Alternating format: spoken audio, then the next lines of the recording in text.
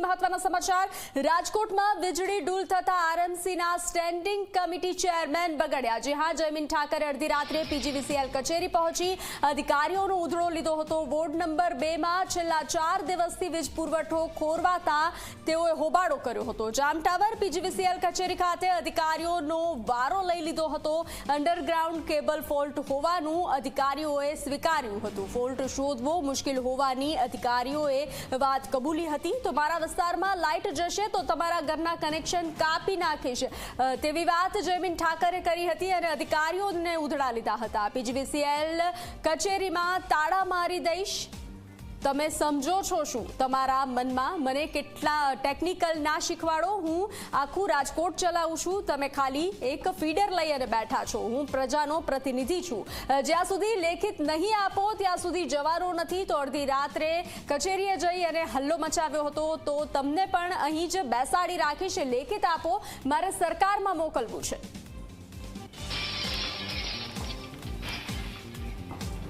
જેના 4 દિવસથી ward number 2 ની અંદર લાઈટ નો પ્રશ્ન લે છે, તમે એને કેવી રીતે રોકી શકો છો? કોઈ રોકતો નથી। શું જવાબદારી તમારી ભટભાઈ? હું રોકતો નથી। તમારી જવાબદારી શું છે મને કહો। તમે શું છો પીજીવીસીએલમાં? તમે વોર્ડ નંબર આ વિસ્તારમાં આવો છો, તમારી કોઈ જવાબદારી છે કે નહીં? 4 દિવસથી સતત વોર્ડ નંબર 2 માં લાઈટ જાય છે, તમે દિવસે કેમ કામ કરી કરતા નથી? ભટજી કામગીરી થાય છે, શું થાય છે? પણ આધુનિક ભારતની અંદર 4 દિવસ રાજકોટની અંદર લાઈટ ન હોય, તમારા બાપુજીની પેટીએમ જો તમે બધા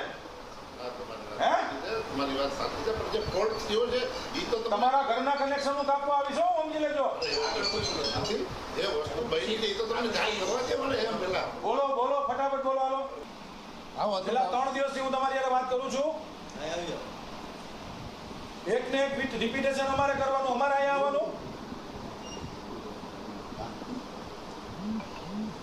પછી 1000 લોકોને તમે લોકો હેરાન કરો, તમારા ઘરની લાઈટ કાપી જાય છો। મને કોઈને બાપની ફેર નથી પડી, તમારે એફઆઈઆર કરવી તો છૂટ છે। તમે સમજો તમારા બધાના મનમાં તાળા મારી દઈશ પીજીવીસીએલ ને રાજકોટમાં। આજ રોજ આ ગુરુવારની રાત્રે આ ભોમેશ્વર ફીડરમાં અચાનક આ જે બંને ફીડરનો લોડ ભેગો થવાથી જે ઓવરલોડના કારણે જમ્પર ગયેલું અને અંદાજિત 12:30ની આસપાસ આ ટ્રિપિંગ આવેલું અને જે અડધીથી પોણી કલાકમાં ફીડર અમે રિસ્ટોર કરી દીધું। આ ફીડરમાં જે છેલ્લા 4 વખતથી જે વીજ વિક્ષેપ થાય છે એનું મુખ્ય કારણ આ જે યુજી કેબલના ફોલ્ટના કારણે થાય છે। યુજી કેબલનો ફોલ્ટ આજે અમે ગુરુવારે વહેલી સવારે અમે એનું રેક્ટિફાઈ કરવાની કોશિશ કરે, પરંતુ 2.5 કિલોમીટર કેબલમાં 300 મીટરના ટોટલ 7 થી 8 જોઈન્ટ આવેલા છે। આ એક જોઈન્ટ અમે ખોલાવી અને વળી પાછા ટ્રાયલ આપી અને એમાં એનો ચોક્કસ અમે સ્થળ નક્કી કરેલું। રાત્રિના 2:45 વાગ્યા છે અને રાજકોટ શહેરના વોર્ડ નંબર 2 ની અંદર વીજળી ગુલ થવાની ફરિયાદો છે તે ઉઠી છે। સ્ટેન્ડિંગ કમિટીના ચેરમેન જયમીનભાઈ ઠાકર આપણી સાથે, તેમની સાથે જયમીનભાઈ, પીજીવીસીએલ કચેરી આપે આવવું પડ્યું, થોડુંક ઉગ્ર પણ થવું પડ્યું, શું કારણ?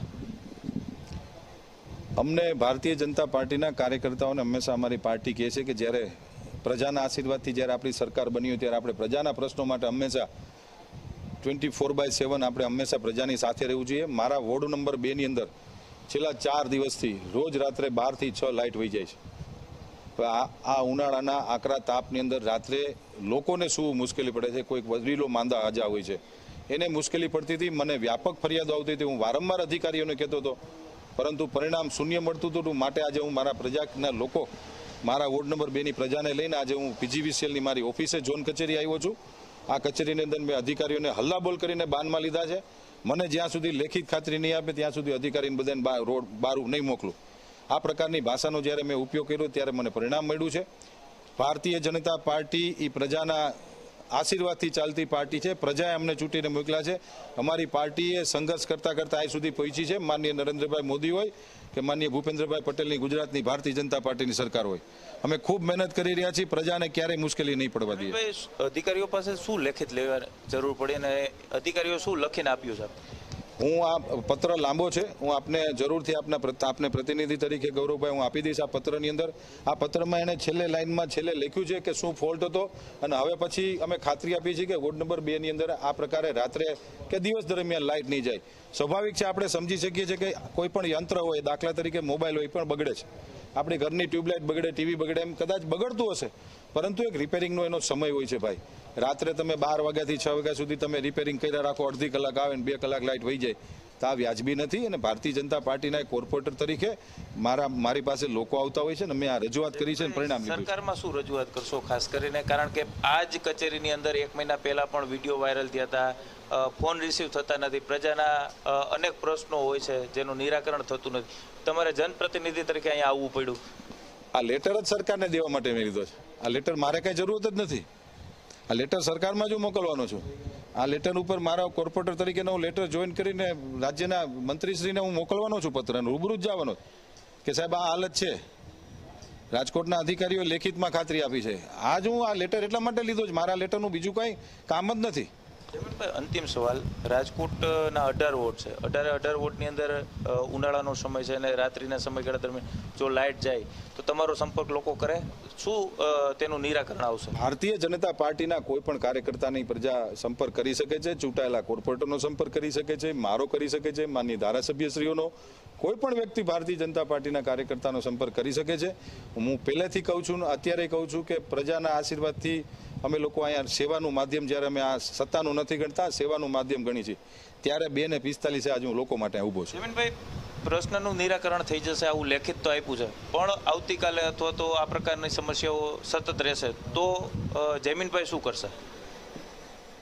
એ તો તમને કાલે જ હું કહી શકીશ હું શું કરીશ. ચોક્કસ જ જમીનભાઈ ઠાકર જેઓ સ્ટેન્ડિંગ કમિટીના ચેરમેન છે ને, તેઓએ રાત્રે 1 વાગ્યાથી લઈ અને 2:45 વાગ્યા સુધી જે જામ ટાવર પીજીવીસીએલની કચેરી છે કે ત્યાં હલ્લાબોલ કરવાની જરૂર છે તે પડી હતી, ને ત્યાર પછી તેમના પ્રશ્નનું નિરાકરણ લેખિતની અંદર પીજીવીસીએલના અધિકારીઓ છે તેમના દ્વારા આપવામાં આવ્યું છે. હવે તેમના વિસ્તારની અંદર આવતીકાલે વીજળી રહે છે કે નહીં તે જોવું સૌથી મહત્વનું રહેશે. કેમેરા પર્સન ઉદય પવાર સાથે ગૌરવ દવે, ઝી મીડિયા, રાજકોટ.